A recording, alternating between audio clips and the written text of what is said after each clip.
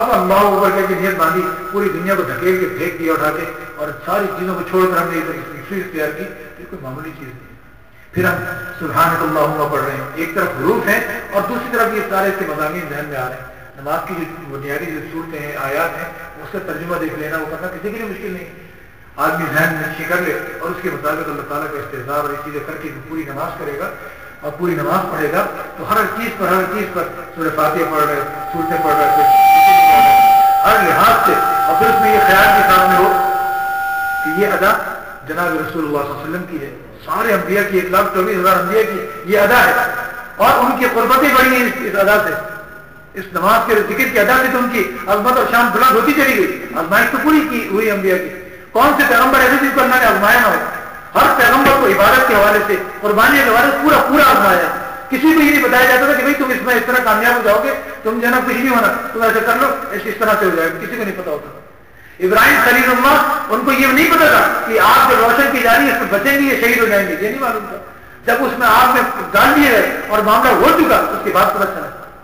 کسی پیغمبر کو یہ پہلے سے پتہ نہیں ہوتا تھا. پوری قربانیاں دیتے تھے, پوری جناب زندگی لٹاتے تھے, قربان کرتے تھے, محنت کرتے تھے, مجاہدہ کرتے تھے, ریاضت کرتے تھے, اس کے ذکر کے لیے ہر طرح سے پوری فکر کرتے تھے اور پورا لگاتے تھے, تو اسی سے بلندیاں ملی, اسی سے بلندیاں ملی.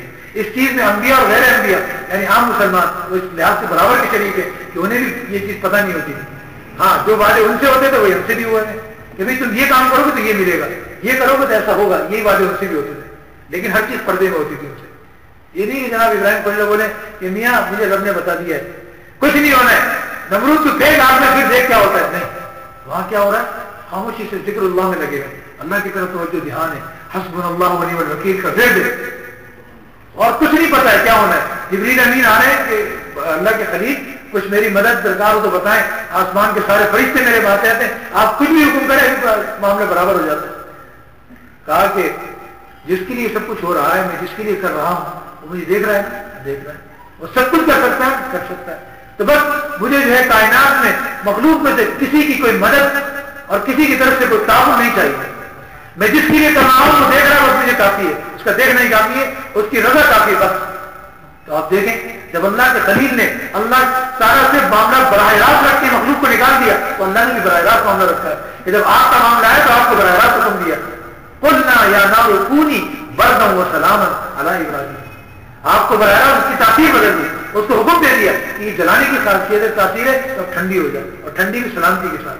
یہ نہیں کہ جناب سردی کی طرح سویٹر اور جیکٹ اور یہ وہ نہیں, سکون کی ساتھ جو اے سی کی ٹھنڈک ہوتی ہے گرمی کے موسم میں, کیسا مزہ آتا ہے. تو اس لحاظ سے تو بہرحال یہ ساری کی ساری چیزیں وہ ہیں کہ انسان جو ہے قربانیاں دیتا ہے, مجاہدے کرتا ہے, یہ انبیاء نے بھی دی ہیں. ان کو یہ مقامات اور مرتبے ان قربانیوں کے بعد ہی ملے, ساری جدوجہد کے بعد ہی ملے, اور اسی سے ان کے مرتبے بلند ہوئے. ایک عام مومن مسلمان کرے گا تو اللہ کے وعدے اسی طرح اس کے ساتھ. اس لیے پوری یکسوئی پیدا کریں, پورا اعتماد پیدا کریں, پورا اطمینان پیدا کریں. ہمارا یقین جتنا کامل ہوگا, ہمارا توکل جتنا بڑھتا چلا جائے گا, ہم دوسروں پر اپنا رنگ جمائیں گے, کوئی دوسرا ہمارے پر رنگ جما نہیں سکتا.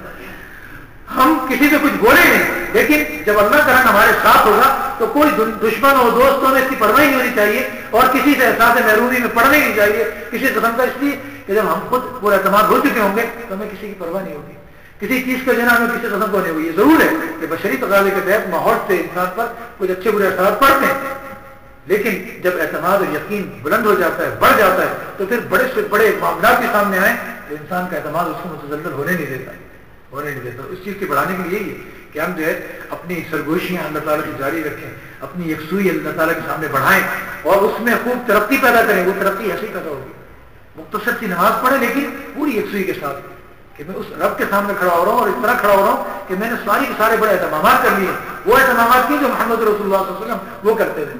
سارے 1,24,000 انبیاء جو اہتمام کرتے تو وہی اہتمام اللہ نے اس کی مجھے توفیق دے دی. طہارت میں, صفائی میں, ستھرائی میں, کپڑوں کے حساب سے, بدن کے حساب سے, اور جناب بستر چھوڑنے کے اعتبار سے, گھر چھوڑنے کے اعتبار سے, کام چھوڑنے کے اعتبار سے, سب کچھ چھوڑ کے جو اہتمام انبیاء کرتے تھے اللہ نے مجھے اس کی توفیق دے دی, اور وہی عمل میں کر رہا ہوں جو انبیاء کرتے ہیں سارے, اور سارے صحابہ نے کیا, تابعیات نے کیا, اور یہ نہیں کہ میں وہی عمل کر رہا ہوں. اس یکسوئی کے ساتھ کھڑے ہو سامنے اللہ تعالیٰ کے. تو نماز ہوتی ہے, ملتا ہے کیا نماز میں, سجدے میں جا کے دیکھ, اور کیا ہے اللہ کے حضور میں سر کو جھکا کے دے.